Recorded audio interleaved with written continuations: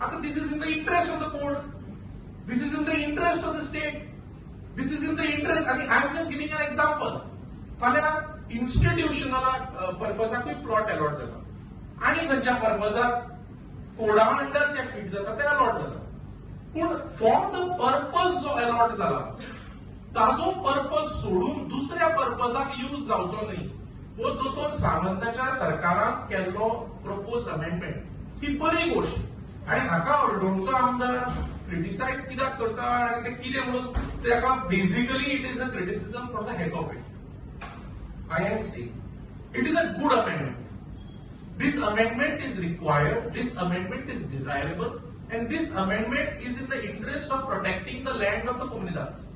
For the purpose it is allotted to the allottees, successful eligible allottees. So therefore, criticism je asa, the criticism basically there is no, it is a political criticism. It is criticism for the heck of it. So basically, this amendment of the code of Comunidades, to this extent which Honorable Chief Minister has spoken the other day, is in the interest of the state, is in the interest of the land, is in the interest of the code of Comunidades and every Comunidad. ही गोष्ट लक्षात ठेवा.